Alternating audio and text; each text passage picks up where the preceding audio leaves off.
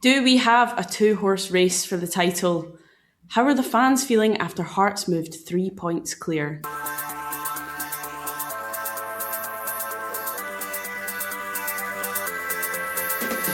Hello, I'm Charlotte Cohen and this is the Scottish Football Podcast. All the news, views and analysis you need on Wednesday the 6th of May. Chance Shankland! Yeah!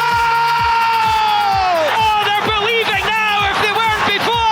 And with that swing of Shankland's left leg, it might well have ended Rangers' hopes of winning it themselves! Derek McInnes' side are 3 clear with 3 to go. Are they champions-elect? We have to play with courage the next 3 games. This is what I demand from my group. I think nothing else.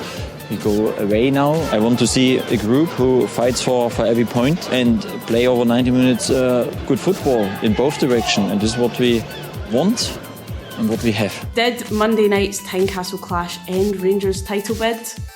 What did Danny Rowe's side have to play for now? Comes to Iheanacho on the back post, he buries it! Celtic back in front and that by Kelechi Iheanacho leads the celebrations! Sunday's Old Firm may well decide the title race, but what do Martin O'Neill's side need to get over the line? The Scottish Football Podcast from BBC Sports Scotland. We're getting the fans' view this morning, and we've gathered together a supporter of each of the top 3 clubs battling it out at the top of the table. Paul John Dykes from A Celtic State of Mind, Liam Corbett from Hearts This Is My Story podcast, and Scott Cameron from the Rangers Journal podcast. Usual start, 20 seconds each. What has been your club story in the last 7 days, and how do you feel right now? Liam, I will start with you. Take it away. Well, 2 games done in the split, 2 wins from 2. Probably put to bed one of the title rivals. Now move on to the next challenge, which is Motherwell. You sound much more mellow than I was expecting. I'm sure we'll get into it. Paul, I'll come to you next. 20 seconds to sum up what's been going on at Celtic.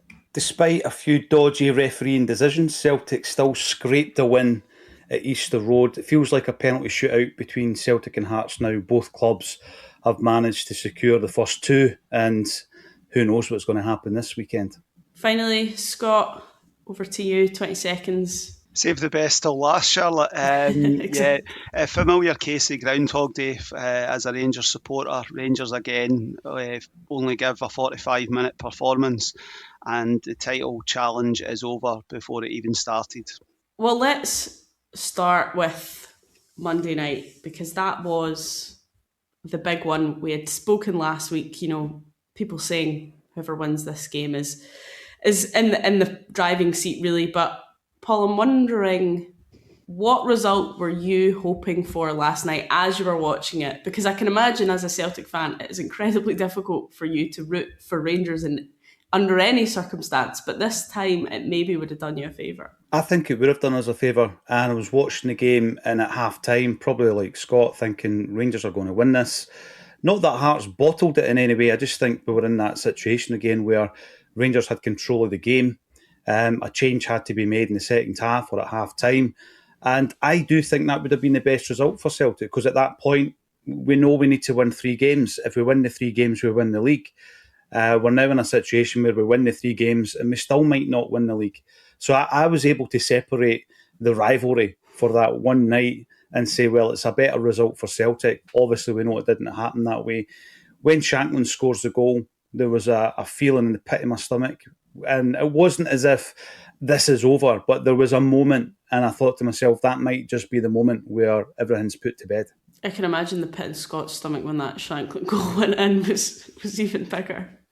It was a fantastic finish. I mean, he wasn't really in the game, but that is Lawrence Shankland. Liam's obviously spoke about him being the best player in Scottish football. I spoke at the start of the pods that we done, and I worried about the lack of goals, and he is the number 1 goal scorer in Scottish football, and it's a fantastic finish.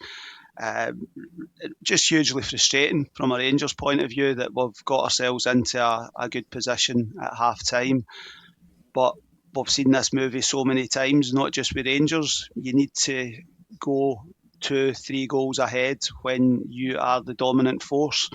So yeah, at 2-1, I didn't see any way back for Rangers. It was very hopeful football after that stage, Charlotte. But every credit to Derek McInnes and Hearts for the tweaks that they made at half time. And we'll go on to talk about Rangers and the Rangers manager and his inability to react. But that was the contributing factors in the outcome. I'm intrigued then, Scott. What are your thoughts on Danny Röhl and his, I suppose, capabilities of being Rangers manager longer term? Well, I don't want to get into this stage of rinse and repeat. We've done that for years and years. We got ourselves back into contention. As I've said before, I didn't believe it was going to happen back in October, November time. However, since February, our performances have been poor. Danny Röhl has made an awful lot of mistakes. It's a very young and inexperienced Rangers side, and he's a young and very inexperienced Rangers manager. And I think that's essentially where we're at. The idea that Pep Guardiola is going to come in and suddenly improve the mentality of this Rangers team, I think is a mythical thing. You know, a lot of people will say, bring Steven Gerrard in, he'll wave a magic wand and everything will be fine. I don't believe that to be the case, but Danny Röhl is under a fair bit of pressure, particularly amongst the online Rangers support. And I think he, as much as it's a bit of a dead rubber for Rangers on Sunday, he very much needs a win against Celtic on Sunday. Liam, you'll be a Rangers fan come Sunday, won't you? Well, first I'll be a Hearts fan on the Saturday, because that's still the Heart. We have to do our business on the Saturday night, and Motherwell, for their inconsistency and up and downness over the last 2 months, are still a very, very good team. And I think that's a game that both probably... I was really giddy last week because we won our derby. That's our big match. Like, the boys will be next week because it's their big match. I have to be honest and say that I genuinely never ever felt that Rangers would come to Tynecastle and beat Hearts. Hearts are a completely different animal now under Derek McInnes at home. And all the boys have been watching, we've all watched each other's game. I watched the Celtic game on Sunday, and you're looking and thinking, wait a minute, like, if we're at our game here, there's nothing there that I'm genuinely terrified of. And they'll have watched the first half on Monday and went, wait a minute, neither of these two teams are catching us. But it was funny on Monday. I think what really summed up why Derek McInnes was the PFA Manager of the Year is that after the game, listened to the comments of both the managers. Derek McInnes came out and said, terrible first half, nothing like us, nowhere near what we're supposed to be, levels below where we are. And I just said to the guys, do you want to be champions? Do you want to show everybody that you're top of the league? Go out and put it right, because that wasn't good enough. And Danny Röhl basically said, oh, this is football, and clung on to this. Again, there's a bit of a mythical narrative coming out that Rangers were prime time tiki-taka Barca in the first half on Monday. There was an even opening 15-20 minutes, and then Rangers genuinely did dominate the ball, but Scott will tell you, they've got nothing. They get the ball into nice positions. There was a point in the game where Scott Olsen drove maybe 30-40 yards up the park to pass the ball back 60. And I was like, so Hearts just looked like we were caught off guard with how we weren't playing our usual football. And the thing with Hearts that we've seen on repeat all season is that when it comes to fixing those things, coming from behind, correcting an error, making a sub, making an impact, Derek McInnes is brilliant at it. And again, like the old firm at Ibrox, when Rangers wiped the floor with Celtic for a half, one tactical substitution from Derek McInnes, one tactical substitution from Martin O'Neill completely and utterly changes the game. And I genuinely think, Scott maybe tell me different, I think Rangers came out in the second half to cling on to that 1-0. I think that they'd done enough. I think they thought, right, we've come to the cauldron, we're 1-0 up, we're holding on to the game, just see the game out. And again, it's that you can be a great coach, you can be a great England, but if you don't understand the environment you're going into, everybody that of a Hearts persuasion knew that as soon as the whistle for the second half started, that Hearts will be a different animal, and Rangers just looked like they didn't know how to change the flow of the match. So it was another very pleasing Monday night, because Hearts again, with it, two of our best players. Harry Milne wasn't playing, Cammy Devon wasn't playing, but Lawrence Shankland, that's just everything sums up why Lawrence Shankland is so integral to Hearts. The finish is a joke. If you actually watch the build up to the play, his anticipation of the ball actual might come here is brilliant. And Rangers' inexperience at the back, nobody's switched on to actually this guy's deadly, and the finish is sensational.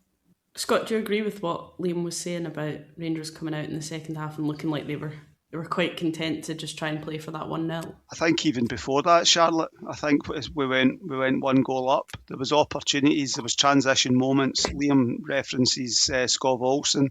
There was 2 or 3 situations. There was no dynamism in the way that we broke. There was opportunities. We had some nice triangles in the middle of the park, but you weren't getting anywhere. I can barely remember the Hearts goalkeeper having a save to make. I think I'm not a stats geek, but I think the XG was as low as it's been. Chermiti was feeding on scraps. So I think we've got the goal, we'll just settle for that. And it's never enough. If you've done your due diligence and you've looked at how Hearts play at home, etc. So I think it's negligent on Danny Rule and the staff's part that they've allowed the situation to happen, but then to completely fail to react to how Hearts came out in that opening 10-15 minutes, and then the damage was done, and then you're throwing substitutes and you're just hoping that something's going to happen. But there's so many factors in Rangers' collapse across these 2 games, but that's for another show. Well, last week, I got you all to say what you thought we'd be talking about today. Scott, one of the things that you said is that you thought Rangers would win at Tynecastle. I also had a look back at our conversation before the split, before Rangers went on their mid-season training camp to Spain, and you were worried that it would be similar to the January training camps in Dubai and would curtail your season. Rangers come back, lose 2 on the bounce. So I'm wondering if you worry that that's something to do with it. I think history will tell you that Rangers has happened before. I said before when we went to Dubai under Steven Gerrard. I don't think that's the contributing factor. I think the momentum, whether we had stayed in Scotland and went to Gullin, the momentum that we had going into the break has just been completely derailed. Hearts have had a break, but Hearts have came back and done what they had to do the first 2 games. So I think no matter where Rangers had went, I just think that we really needed to be playing the next weekend. We spoke about the Scottish Cup. If you'd been playing a Scottish Cup semi-final, you might have been able to just keep that playing momentum going. But I don't think going to Spain's the reason. There's so many factors in the way Rangers have played the last 2 games, which hasn't been, a collective 90 minutes Rangers have played across the last 2 games. That's not what a title challenging team has to be doing, no matter where you go. There's also... sorry, Scott. I was just going to say that my big thing is an outsider looking in on Monday that I think is really startling. As someone that grew up with the traumas of Martin O'Neill's Celtics and Walter Smith's 9 in a row Rangers, there's no fear factor with Rangers. I know this is mental, right? People maybe not care. I watched Rangers players stretching Hearts players' legs with cramp. Like, what are you doing? What? Like, even that would annoy me as a Hearts fan. And I look around the Celtic squad and you've got James Forrest and you've got Kieran Tierney and you've got Callum McGregor, you've got guys that get it, understand it. They'll be in the changing room, they'll be telling people no too high, no too low, they'll be maintaining standards. We've got Craig Halkett and Stephen Kingsley and Lawrence Shankland, all the players that stood up on Monday and know what Hearts are about. I look at that Rangers team and think, who's even there that you're scared of? Who's in? I know some of the reaction to the Tavernier stuff is ridiculous. The Chris Sutton comments are, I know what he's doing. I mean, we know what he's doing, but they're out of order. But still, his reaction to the goal. I watched a game when we were 1-0 down at Livingston. Claudio Braga tried to score for an outrageous angle. I thought Cammy Devon had to stop Lawrence Shankland for battering him. He was furious. He chased him for about 30 yards to scream in his face, to be like, that's not what you do. You cut that back, you never shoot there. and I'm watching Rangers players laughing with Hearts players at full time, having a wee conversation. The manager doesn't even go over to really talk to the fans, and then the fans are lecturing the players. And I think, from a Hearts perspective, it's brilliant. It's everything that we want. But that fear factor of playing Rangers because of the players that they have, you just think, I was watching the subs warm up and I'm looking, going, who? There's not even anybody there that I'm worried is coming on. So it's a big drop off in terms of, I don't want to say Rangers men, but there is a severe lack of them in that Rangers team. Paul, last week you had said that the officials were going to be the main talking point this week. From a Celtic point of view... Did I say that? You did, yeah. You said that, yeah. So, I mean, I suppose from it was almost like you predicted it from a Celtic point of view. I imagine a lot of the talk is about some of the decisions. I suppose it's a different conversation given Celtic won, but had Celtic not won that game, you imagine the noise would be even louder. I absolutely would. I remember a game at Easter Road where Alistair Johnson crosses the ball, we score a goal, and someone in the stand had a better angle than the VAR. Someone actually shared it on the socials, and it was a much better shot. And going into these games now, it could teeter on the edge of a bad decision. And there were quite a few bad decisions. And, Dykes and Maeda gave the linesman a wee bit of the verbals after his goal stood. You look at the red card and wonder how on earth you can't see that in real time. The Hibs handball, I don't know what the guys think from a neutral perspective. That's never a goal. That's never a goal. And if that happens in the final day of the season against Hearts, if for some reason, we're in a position where we're maybe 2 or 3 goals up, and that's a big ask at this moment in time, and we could overturn the goal difference. If something like that happens, that is absolute meltdown. And that's always been my big concern. Going back to what Liam was saying there, I think it comes down to identity. You look at the Celtic squad, and as bad as we've been this season at times, there is still that identity, the core group of players who know Celtic, who have been at Celtic since they were 8 and 9 years old. You can also throw in a few of the other guys who have been at the club for maybe 5 or 6 seasons, guys like Liam Scales, for example, who know what this is all about. And it's a mentality that Martin O'Neill spoke about when he came in the first time this season. So, he called the Celtic players serial winners. So we need to tap into all these kind of margins. But absolutely, yeah, that was a major concern going in. And I think as a football club, when you win a game like that, you then have to challenge the decisions. Because if you don't do it when you're winning, it just looks as though it's sour grapes because you've been beaten. But yeah, it was a terrible, terrible performance by the officials all round and by VAR. Right, Liam and Scott, Rangers and Hearts goggles off. Did you think that Hibs goal should have stood? 100%. Look at that. I said Hearts goggles off. No, I think genuinely, see what I get annoyed with all the clubs is that we should have a collective come together to say that we need full-time referees, right? We needed that before we had VAR. They weren't good enough or up to the standard before they had all the fancy tools to play with. Now that they have all the fancy tools to play with, it's open season. They're not refereeing the game. There's decisions being made in retrospect because someone's watching angles that professional referees, our top refs, should be seeing in the moment. Like I said last week, we needed VAR to come in to tell us that the goalkeeper was out of the box. Everybody in the stadium knew the goalkeeper was out of the box. And then they've tied themselves in knots with the rules. Handball rule, we have no idea what the actual definition of handball is now. We don't know what the dog show is because it changes week on week. And you've got genuine horror tackles happening all over the pitch. And in real time, referees aren't seeing it. And that's before you even start to look at the nuances of things like they get throw-ins wrong or they give corners when it's by kicks. And those little tiny margins that VAR can't even interject with can lead to phases of play that lead to goals and all that sort of stuff. So I actually thought, first and foremost, the biggest change that Scotland should have done was went full-time with the referees, have some actual standards.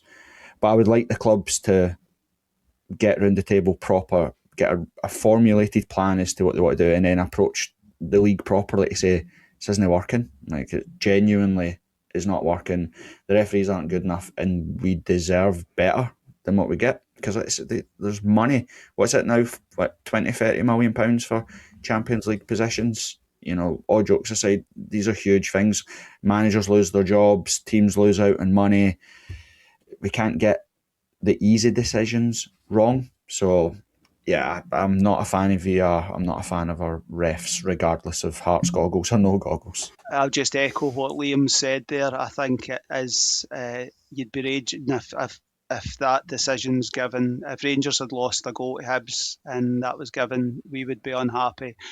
I did have a raise a chuckle when it happened, because obviously it's Celtic and it's influencing the title race and so on and so forth. But the standard of officials in Scotland has never been any worse than it is.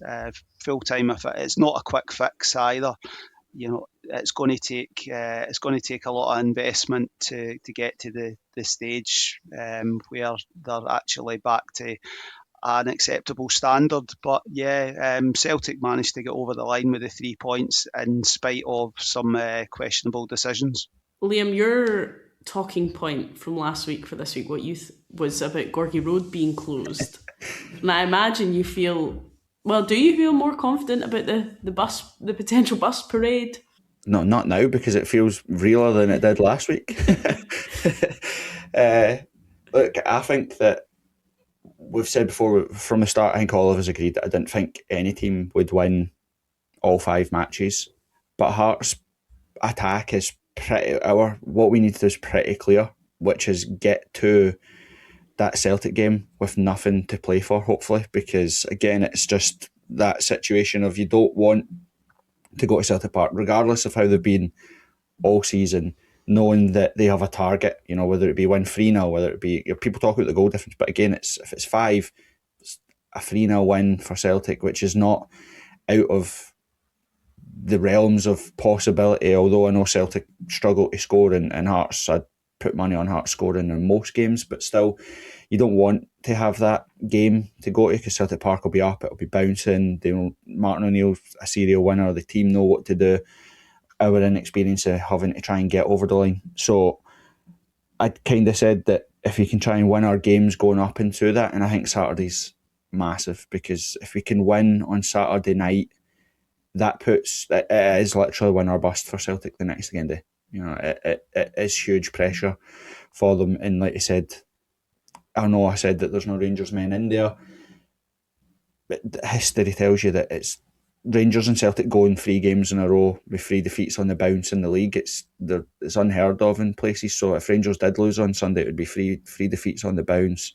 You're hoping that they have something to play for, even if it's just pride on the Sunday. But for us, we have to win first and foremost. And just randomly, the Edinburgh Council must have been listening to the podcast, because they've already announced that they're going to take away those roadworks and all that stuff, which also made me think, oh no, I've jinxed it even more. You touched on there, Liam, about how many games you thought none of the teams would win all their games. That was the other thing I was having a wee look at. So Liam and Scott, you both thought Hearts and Rangers would win 3 post-split games. Paul John, you thought Celtic would win 4. So we're 2 games in, and I suppose, Scott, there's still a chance of three more wins. So, do you know when I said that I didn't expect anybody to win all 5 games, I didn't think Rangers would potentially lose all 5 games. It's etched in my brain that I forecast 11 points for Rangers across the 5 matches. I think that was more in hope than an expectation. But yeah, I mean, I think Liam says Rangers just have to go and win the game on Sunday. It's about Rangers winning the game for Rangers and the Rangers fans. If it's an added bonus that it helps Hearts to win the league, then so be it. But that's the focus for Rangers should be win the game and try to restore a little bit of pride.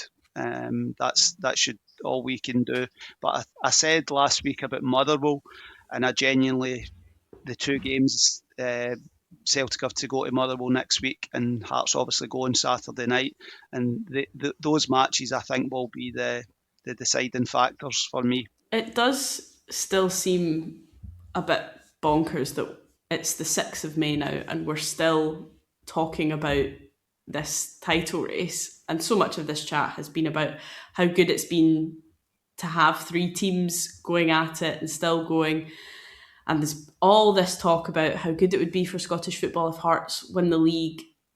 But I wonder, all of you, what you think about if Hearts don't win the league, how that looks for Scottish football as a whole. Are we still looking, well, this is great because look, there's a team like Hearts who have come in and are challenging, or is it a kind of, if not now, then when? I'm going to jump in because I think that's a huge question, Charlotte, in relation to all three clubs, how they react to that scenario. Because if Hearts don't win it, I'm going to say Celtic win it. How do Hearts react? Hearts, listening to Liam for the last few weeks, Hearts will just stick to their plan. They have a plan and they'll stick to that. How will Celtic react? I'm not sure they will. I was listening to the chairman last week and it was the usual waffle that we get from the Celtic boardroom. You know, we've made mistakes, we're aware of the mistakes, we'll put them right. You won't, because it's the same people, it's the same heads, same culture. And they look down their noses at Celtic fans and fan groups and fan media when they should be embracing them and coming together. So I think it would be all about the reaction. But in terms of what it's done for Scottish football already, you know, up to this point, all the casual observers who don't really care about Scottish football have tuned in, and they're only interested, not because of the big derby in Glasgow, but because of Hearts and what they've done this season. People who are not that interested in Scottish football have tuned in, and that's because of the challenge from Hearts, and everybody knows the stats and the last time a team outside of Glasgow won the title, etc. That's down to the Jambos, and that's the credit that I would give them. But yeah, it's all about the reaction. How do Rangers react? And how do Celtic react, as well as Hearts, who I just think they just stick in their lane, they've got a plan and they'll stick to it. Hearts' reaction right now is, I kind of said this before on here about that Hearts at the three teams have got nothing to lose, and it's kind of coming to fruition from a Rangers perspective in terms of, like, if Celtic win the league from here, then there's a chance they're going to win the league and cut double. So from Hearts' objective to start the season was to finish third. We've achieved that. The win on Monday night essentially has also unlocked the second objective, which was, Tony Bloom said they'd be disappointed if Hearts didn't finish second this season. That was before a ball was kicked. They was laughed at. We pretty much secured second, barring an absolute total collapse on there. So, and then there's the Derek McInnes factor as well around, look at his time at Aberdeen. He consistent in 8 seasons in Europe, never finishing lower than fourth. He finished second like 4 or 5 times. He won a trophy. His trajectory is always that with time he gets better. And I think that although it would be absolutely devastating and heartbreaking if Hearts didn't win the league, it's still, like I said, it's year one of a 10-year plan that was laughed at 10 months ago when Tony Bloom said that he felt there was an opportunity to win titles. And now with our first season, we're 3 games away from doing something that nobody's done for 40 years, that we haven't done for 66. And I still look across to Glasgow and think that Rangers are, as always, on the verge of implosion if things don't go the way they want them in the remaining games of the season. He'll be under huge pressure given the money that's been spent, not on his team, but on that team in general. And to finish third, David Gray finished third with Hibs last season with 3 chomps and a wham bar or whatever it is. Rangers have spent 40 million. And as Paul says there about Celtic, I get angry listening to Celtic board talk about Celtic because I think, what are you talking about? Like, there are so many. If Tony Bloom can come in, having no experience in Scottish football, look west of Glasgow and go, Celtic look like they could, if we sugar a peg here or there, I think they could collapse, and he pretty much called it. So from a Scottish football perspective, it's class because, like I said, everybody's talking about it. But from a Hearts perspective, it'll be sore, but we'll just dust ourselves off and go again. Nothing changes for Hearts. Everything we're doing right now is unprecedented. It's not a negative. Any way this season ends, we'll be in the Champions League qualifiers. We'll have done, set loads of records, seen loads of players now that we absolutely love, a manager we love. It won't be a negative thing for Hearts.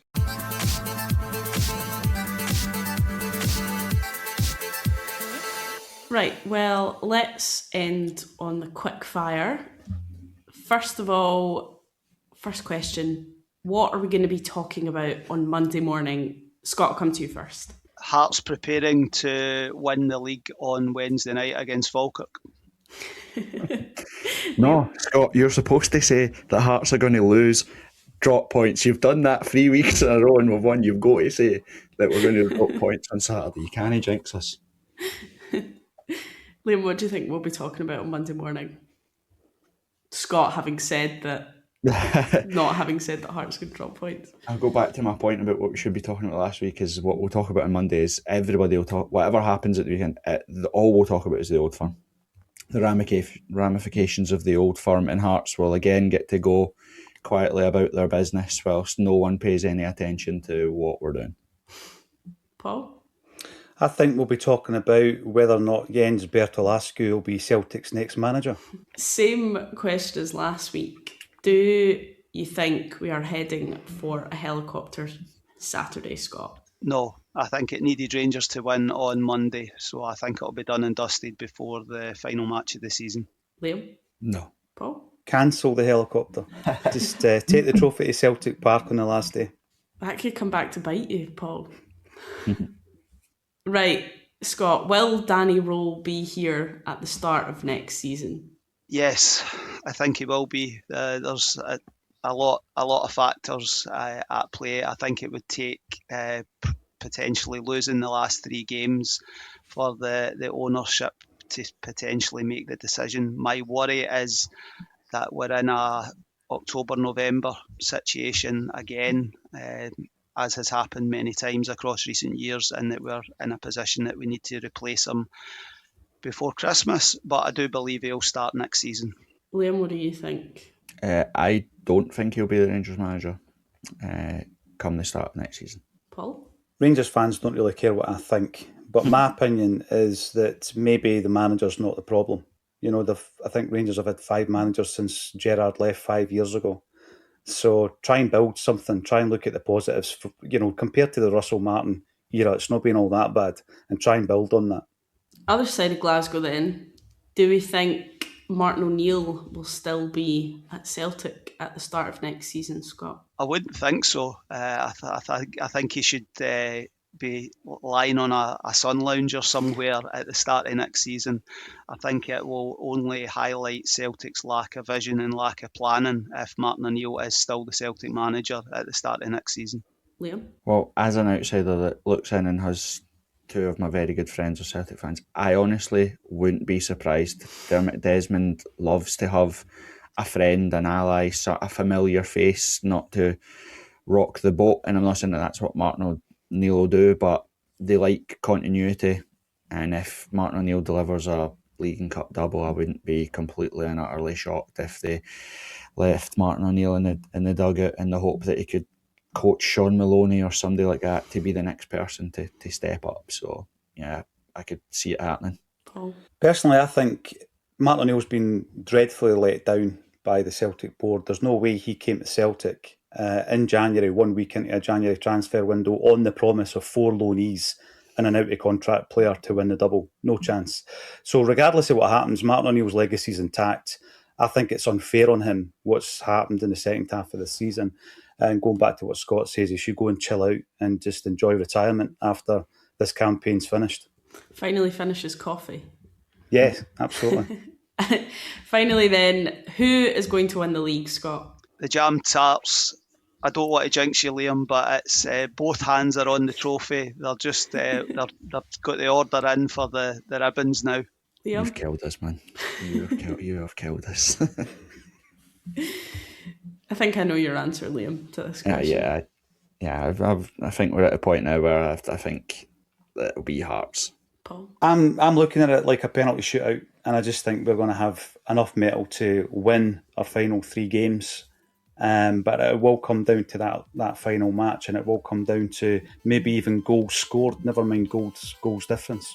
Well, that is all we've got time for. Many thanks to Paul, Scott, Liam, and thank you very much for listening. Remember, we are here with new episodes of the Scottish Football Podcast bright and early every day, so make sure you don't miss out. Subscribe on BBC Sounds and have push notifications turned on in your phone. Enjoy the rest of your day, and we'll catch you again tomorrow. For everything you need to know about your team this season. Download the BBC Sport app. All the latest news, goal updates, stats and scores, and insight and analysis. Just select your club to get the biggest stories and best content at your fingertips. What a result. Download the BBC Sport app for everything you need to know about your team this season.